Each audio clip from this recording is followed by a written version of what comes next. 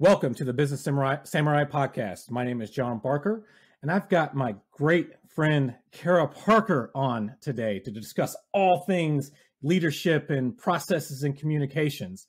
And it hit me as I was prepping for Cara that we've known each other for almost 20 years now. And I don't know if that's you sometimes think about how time flies. But I've known Cara long enough where I've had to help her kids out with video games. Back in the day with Super Mario Brothers. That's right. Good memories. Oh, yes. So Cara Parker is the owner of C. Parker Consulting, which provides strategic planning and facilitation leadership and workforce development. Her core expertise is around strategic planning, including the identification and leveraging of internal dynamics to achieve your desired results, leadership and workforce development. With the goal for her clients is to improve interpersonal and group processes, enhance communication, effective decision-making processes, greater self-awareness among all team leadership, improve skills in dealing with conflict, which probably there's been a lot of that over the last couple of years, higher levels of trust and cooperation among all organizational members. And Cara is also currently pursuing and probably finishing up her doctorate at this point. I hope so. And I'm not saying hope. I am going to finish this spring or early summer. So thank you. That is awesome. And again, thanks for taking the time to do this with me. The pleasure's all mine. I was honored when you asked, John. So give us a little bit of backstory. How did you evolve into where you wanted to get into helping other people become better leaders and better business runners? Good question. And, sometimes things just evolve. And when I started my organization, back in 2007, it's been a while, I really had an interest in really from the organizational side and well-run meetings and well-run structures and how organizations were set up and how they defined themselves, their vision, their mission. But what I soon discovered is that that's great, and we have to have those structures in place, and the organization has to be formalized. But there's also a whole side missing, and that's the leadership, and it's taking care of the people and understanding what builds their morale and what motivates them to be successful. And what I soon came to discover that it really is a systems approach. You can kind of think about the old-fashioned Venn diagram, where it has to be the organization with the people, and you can't have one without the other. They have to work in tandem, and it has to be a win-win for both. And I think we've seen in recent times, especially during COVID, where one side has taken over the other side. And our tendency is to say, oh, well, the people, but we can't forget about the organization. And at the same time, we can't say organization focus without the people. So again, I maintain it has to be a good marriage. When somebody reaches out and says, hey, we know we've got some deficiencies here, what areas, how do you usually approach that initial engagement to sit there and evaluate and go, hold on a second, people are avoiding decisions. The teams aren't communicating. How do you go in there and evaluate kind of what the core trouble is so you can get to the root of the problem? Well, I find that there's two sides to every story. So I get the call typically from a senior manager or from the vice president of HR. That's usually how the entry is into CPC. And there's a problem. And they're telling me their side of the story. And they're trying to also be sympathetic to what the big picture is and going on around at large. And I like to do then that first, what I call the discovery tour or the diagnostic side, and go in and talk with the leadership. And also at the same time, talk to different people, a cross section of the employees, if you will, at a variety of different levels, positions. I find that by the time I do about 3 or 5 interviews, I'm seeing a lot of trends. It doesn't take too long. And usually what I find is that there's one same problem.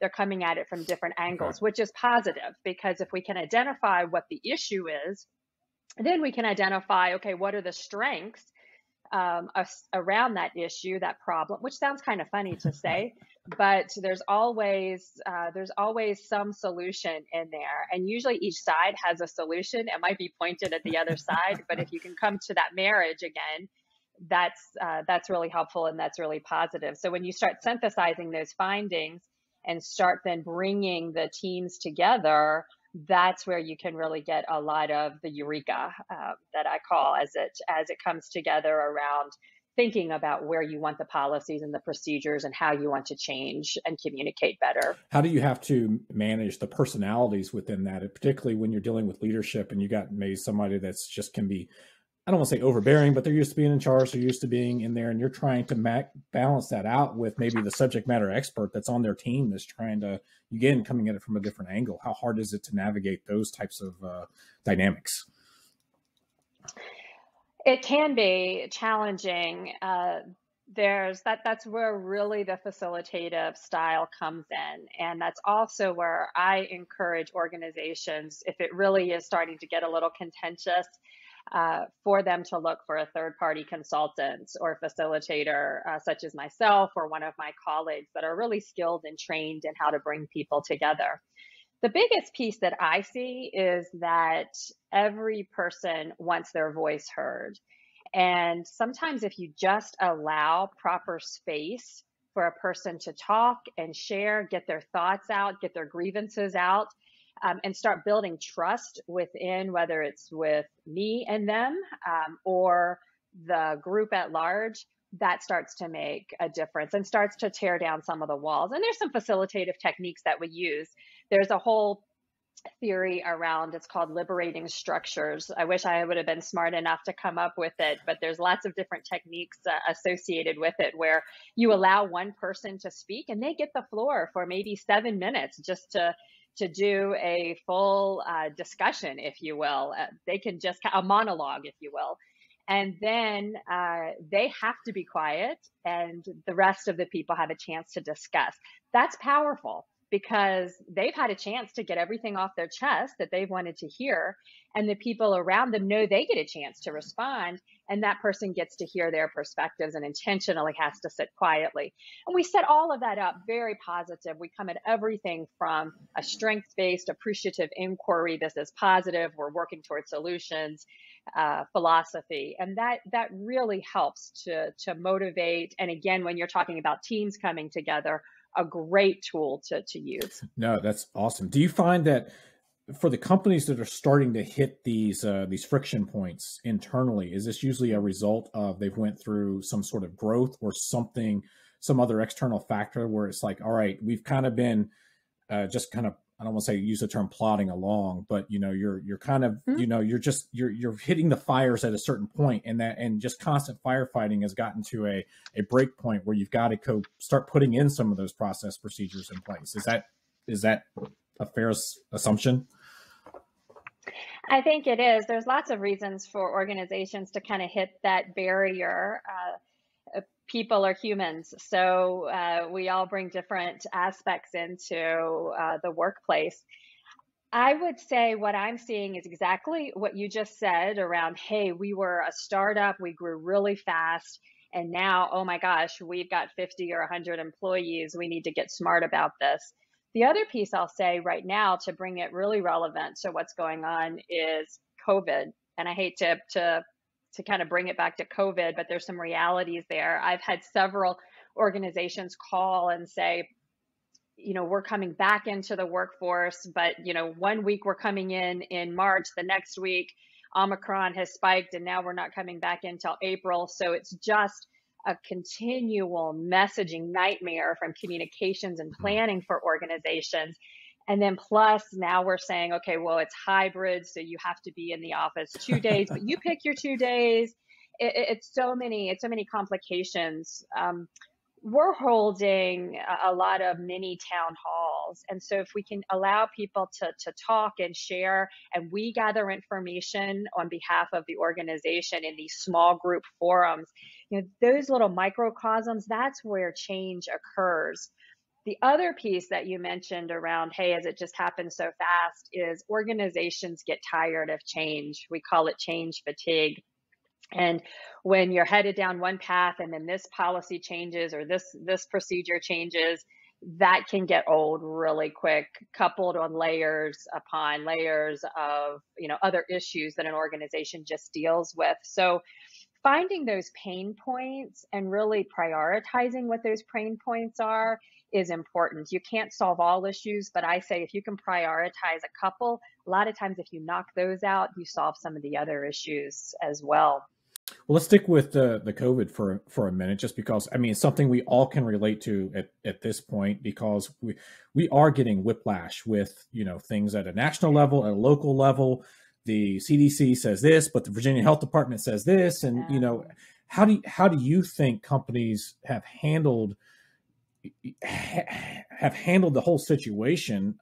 And what would you say is, at this stage, would be the best method to go forward with being consistent without everybody waking up each day of the week going, well, I got to wear masks today, but on Tuesday I don't, but Friday I've got to, and I got to, what would you recommend, knowing that this is wild? Wild is the best term I can come up with. I think that's a good one. And I particularly liked your term whiplash. That's a perfect way to describe it. And it's a tough one. I just had a meeting this morning with a potential new client who is struggling with this exact topic. And one thing that we've done at my firm is to try to work with companies to look at it holistically. That yes, we need to start putting in policies and procedures around keeping the workforce safe. It's also about wellness. It's also about communication. It's also about how do we maintain productivity within a hybrid workforce. So I don't think there's one silver answer. I think it begins, and you'll hear me say this a lot, it begins with talking to segments of your organization.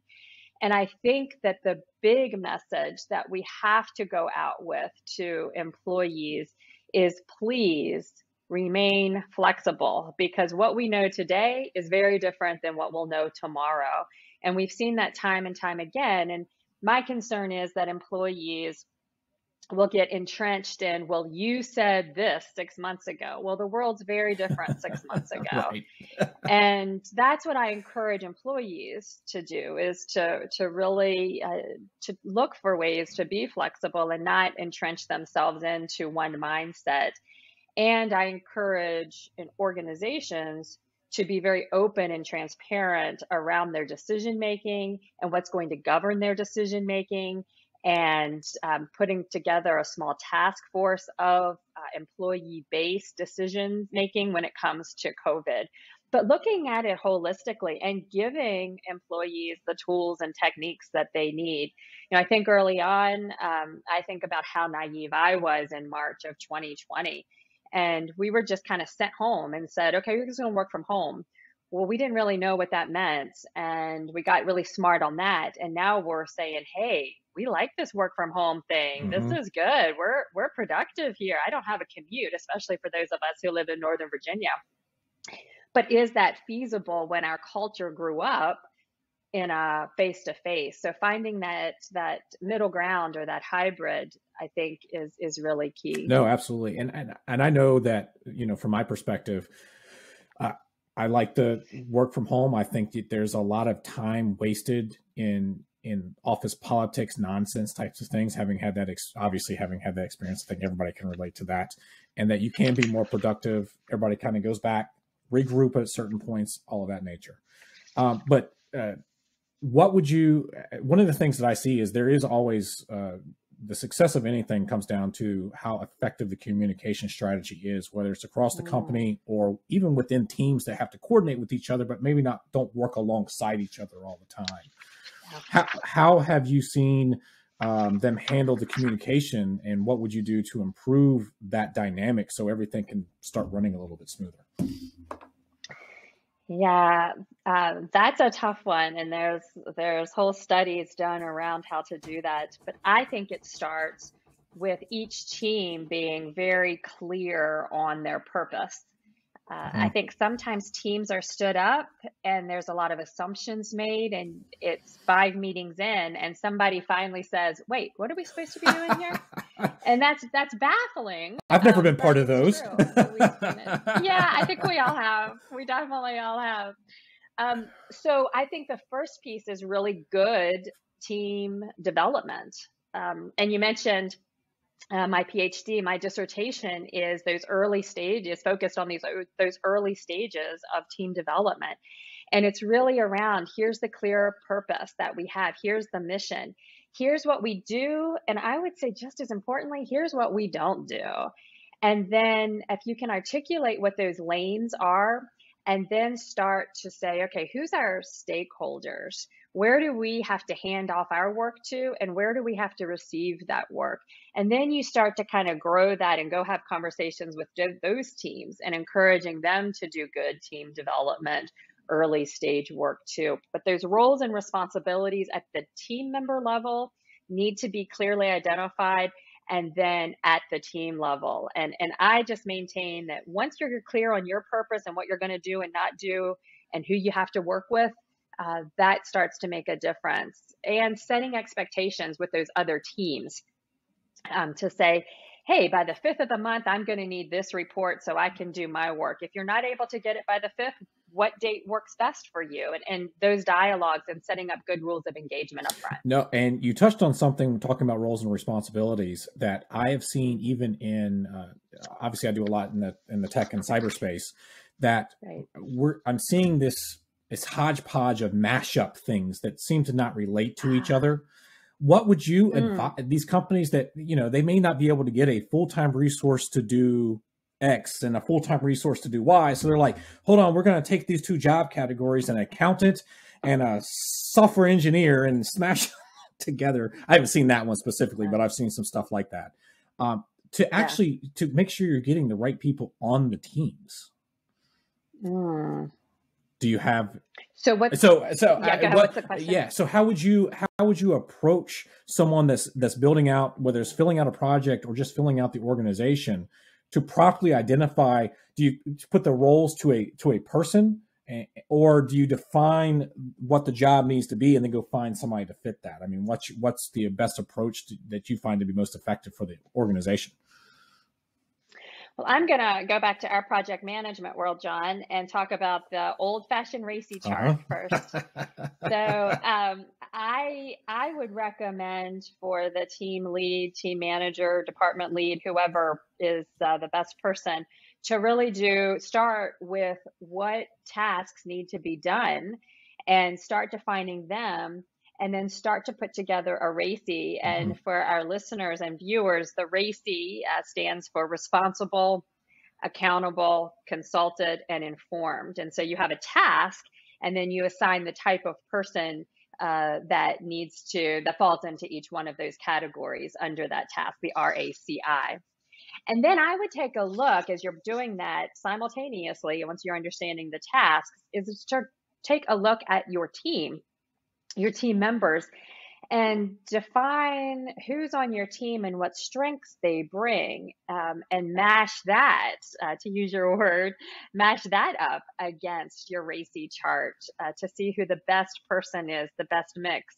Now, we aren't always gifted with a gifted team. Well, a lot of times we're handed a team, and we may not have the skill set that we need on that team. And that's okay, because we can, if you've got people that are willing to do the work, you can spool them up, whether it's on the job training, you can go get them additional external training, a YouTube university, whatever your professional development of choice is. But the point is, if you determine what needs to be done from a task, you do your RACI, you find out who's on your team, and then go have a conversation with your team. Again, I feel like so much is just thrust upon people, and that's where people get anxious when they feel like they don't have that self-efficacy, when they don't have a say in what they're doing. And so giving people a chance to have a discussion, discussing priorities on an ongoing basis from those roles and responsibilities, aligning the roles and responsibilities to the individual's professional and personal goals, giving them those ownership and letting them take it and run with it, and resist the urge when it doesn't go well to pull it back. Well, that leads into a pivot I wanted to go to when it talks about when we work with leadership within an organization that calls you in, or maybe you're just working on another project. I think over the years I've worked or consulted with, I think it was close to 100 different places. So like you've seen some patterns and things of that nature. But one thing I see is that there's these points where the leadership or management, the company grows to a certain point and they kind of start removing themselves a little bit, but then get irritated and want to micromanage at the same time. What would you suggest for the team members that are actually trying to accomplish, the goal, the mission of the company, but are getting those headbutting opportunities to get either the leader to like, hey, let me, like you said, empower me to do the job, or get involved and help me do the thing. Right. Get out of the way. No specifics, but it's just something I've seen a lot of times. Yeah. So I don't know if you have any thoughts on how to approach the leadership without it making it offensive. I hear you. Let's go to, sometimes we have to focus, or always we have to focus on what we can control and what we can't control. So in this case, I'll say who, and we can only control ourselves. Sure. So I'm going to actually back it back down to the employee. I think sometimes the employee doesn't quite know the best way to communicate up. And there is a skill set in managing up or leading up or having those types of conversations. So I'll give a couple of pointers for our listeners today. Is that when we think about leading up, a lot of times we as employees walk into our managers with a big laundry list of requests or a big laundry list of a status report. And time again, we know that executives, leadership managers, they don't need all of that, nor do they want it, nor do they have the time. So a couple of a technique that I use, and I stole it from Korn Ferry, they're a large management firm, is called pair and flare. And so I encourage employees not to walk in with a big laundry list, but to really prepare for when they go in. And pair stands for you give your point of view on the situation, you list your action that you're recommending, you give the reasons, which are the benefits and the consequences, and you give evidence to support it. You can do that in about 3 sentences, and then you can sit in silence and let them come back to you. But the point is, you want to be short and clear. So when you use that pair, and again, that stands for point of view, actions, reasons, and evidence. And then just be prepared, as we say, to flare, meaning sometimes we don't know where our senior leaders are going to go off to or what spoke to them quickly. And they're kind of off and running in a different direction. So be prepared to think about, okay, where could this go in the conversation? But I find often that the employees, even though the manager wants to get out of the way, they don't want to be a micromanager. They feel like they get sucked back in because the employees just give them so much information and they don't know how to sort through it all. And so they either appear hands off or they have to feel like they're drilling down back in their business, so to speak. So I use the rule of 3, go in with 3 requests, no more than 3 requests. And if you can get it down lower, do it. No, that totally makes sense. How do you how would someone deal with those that are either indecisive leaders or leaders that don't stick to the decision that was made in those circumstances? That's tough. Indecisive leaders, I would say, give them 2 choices, 2 options, and you kind of have to know your leader. Some leaders like a range of options and let me choose from it. Some leaders like, just give me 2, let me select. You can kind of size up your leader and know which they prefer. If you have an indecisive leader, I say give them 2 options. Give them 2 options, give your recommendations, your evidence, and your reason why. The other piece I like to couch, and you can do this very appropriately, even if it's your supervisor, is to say, now, I want to give you some time to think about this. Here's option A, here's option B. I'm recommending option A for, these 3 reasons. I know that time is of essence on this project. Could we meet back up on Wednesday morning just for 15 minutes to have a quick conversation and I'll get your decision? So you're making the request, you're putting yourself into control of what you can control, and you're giving a deadline back to your boss. Now that sounds a little funny to say, but of course you're doing this in a very positive, doing it for them on their behalf manner. And that helps. So that's the indecisive manager. The manager that doesn't stick, that's tough. And John, we've both had managers that you kind of get one idea and you're working down one road, and then You want to talk suddenly it about turns, it whiplash? pivots. Yeah, I'm stealing that term because that's a good one. That's a good one. What I find in that situation is you need to stay bonded with that person. Keep giving them frequent status reports, recapping the discussions. And I know that feels like a lot of work and a burden on you as the employee and the executor, the implementer of the task, but it'll save you a lot of time. If you know this person is apt to do that, what you don't want is to get to the end of a project and then go, well, Boy, yeah, but I think we should have. do I have an offline conversation for you later? Oh, I'm intrigued now. Definitely intrigued. So staying really connected with that person, weekly updates, even again, I'm a fan of even 15-minute meetings. Sure. Put 15 minutes on the calendar. Hey, this is what I've done this week. I just want to make sure we're still on the same page. Those things really help. You don't want to turn it in at the end and then go, oh, well, I thought we were doing something different. Continuing down, now that you've engaged with the company, you've got the teams kind of functioning more smoothly, there's less friction in there, maybe the company's growing, they're getting ready to take on another project. So you've removed a lot of the barriers, you found the bottlenecks and that stuff. What's the best way for a company not to kind of fall back, that they keep those enhancements in place so they don't kind of backslide as they continue to grow and continue to bring on new people? Yeah, good question. You're asking a lot of good questions, actually. You're making me think on my feet. This notion, I would say, of flexibility. I'm going to go back to that agile and flexibility. I have a tendency to want to go to very formal policies and procedures, but I have learned over the years that that's not always the case. You need to have some flexibility with your employees. So I'm a fan, certainly, of good policies and procedures, especially as you grow and develop, and especially when you're getting into HR, because that's just good practices. But I worked for a firm one time, and their answer to everything, their solution to any issue was, we're going to put a policy, we're going to write a policy. Well, then you end up with it's like the FAR book, the policy and procedure book like this. No one can possibly be able to manage to that level. So I think it's about hiring the right people. It's getting the right people in the right seats, and then empowering them, giving them guidelines, guardrails, if you will, but empowering them to make decisions too. They have to live within these lines, so to speak, but giving them some leeway, especially if you're in a growth mode. You don't want to stifle your growth because the policy and procedure didn't say this. No, it's funny you mentioned that, because it's something I wanted to swing back to as far as talking about policies and procedures.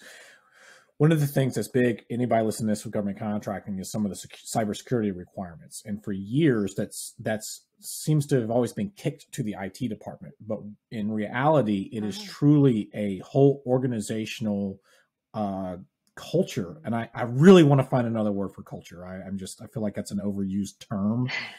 But how hard is it when you've got to take, if you've had any thoughts, and obviously this is just something I'm springing on you now, but taking something that somebody has always identified as being, this is your role, this is your responsibility, but truly for like a program to work, it takes everybody in the organization to function on the same page within those same guidelines and principles. One break in the link can bring down the entire thing if the wrong thing is functions. Is there a way to kind of keep all the trains moving in the same direction, roughly at the same speed? Yeah, well, that scare tactic is always powerful when you don't want to be that person, right? Yeah, and cybersecurity, that's a great example, because we all have a responsibility, no matter where we sit in an organization, to keep it safe, even if it's walking in the front door and not piggybacking on somebody with your card. So even starting when you're walking in. Excellent point. I want to go back to where we started from, around roles and responsibilities. So as an employee, at whatever level, on a project or even emerging leader level, all the way up to senior, I need to know what my very specific role is when it comes to cybersecurity in this example that you just gave. And I would say, even standing up a team, standing up a new project, that cybersecurity should be a component of it. And maybe it's even bringing in somebody to come in from IT for 15 minutes or 20 minutes at a kickoff session for a project, or a new team standing up and saying, this is your role. This is what we need from you to be successful. And I'm not opposed to some of those scare tactics I was just kind of laughing about, to share some scenarios in this scenario. And I think we've all taken the cybersecurity training where we've had to answer the questions online on the screen, and, have you brought down the company today, or did you, let that phishing come in? So I think it's that partnership again. I think sometimes, and you may not want to hear this, but probably you already know it, cybersecurity is a misnomer out there. It's scary. We don't know really what to do with it. Around the conference room table, we know it's really important. We know we should be watching our emails when they come in. We know we need to watch our laptops when we're working on the train, all that kind of stuff. But when it comes down to the day-to-day project, and you're saying, hey, for it to be successful, everybody has to be part of it, I think it's being really explicit around, again, what those 5 things are I can do on this project to ensure that we are secure. And again, not making it harder than it has to be. No, you're absolutely right. And it's one of the things. I'm bringing on somebody else to the show that has a big PM background, but I've seen him talk and he brings some fun to it, because risk management and cybersecurity has always been getting a sledgehammer across the face with fear tactics. And I feel like it's happened so repeatedly over the last few years that it's just not, people are numb to it. And it's trying to break through and try to make it not seem doom and gloom, but fun. And we haven't cracked that code yet. I don't think. Well, I think you're onto something, though, because I think we've learned in the health industry, for example, if you've noticed, there's not a whole lot of smoking commercials. Do you remember the old PSAs of the people that you just saw them like passed out, dying, and they sound terrible, they look awful, they're on their deathbed on the ventilator because they were smoking? Well, now we have switched the approach to, when you don't smoke, look how healthy and active and fun person and learning atmosphere and growth. I'm taking notes. And so changing that mindset is really key. Now, if we could get the SPCA to do that with their commercials, I'm telling you, they just bring me to tears every time. But you have to know when to use those tactics and when not. too. Well, we'll wrap up. I had like 2 more questions, but I'm going to just end it on this last one. With all the organizations you've worked with, what have you seen, observed, or really would describe the best leader that you see, the best traits, the best qualities for those that lead to success? I'm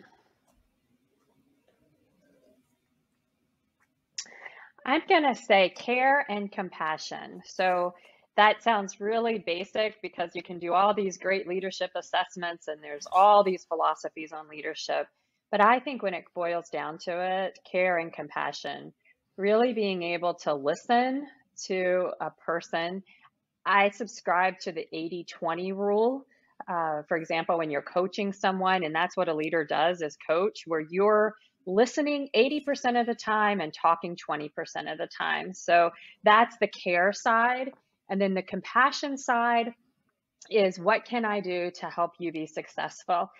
And I don't mean that to sound squishy or mean it to sound that we have to acquiesce to every need that the employee has. Sometimes that compassion is helping an employee leave the organization with dignity. Sometimes that's helping the employee grow and advance and giving them opportunities to do so and to stretch them. That looks different for every relationship. But I would say, of all the leadership philosophies and all the tools and assessments that I use, care and compassion. Awesome.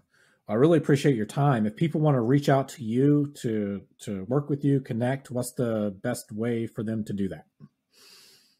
I'm available by text or call at 540-623-7454. You can also find me on my website, and there's a contact me page, and that'll come directly to me. I get all of those feeds. Awesome. And I'll make sure to have the links in the show notes and for everybody that's interested. Cara, awesome discussion. Thank you for your time. Well, John, the pleasure was all mine. I was honored to be asked. Thank you. I hope it wasn't too stressful. A good time. Thank you.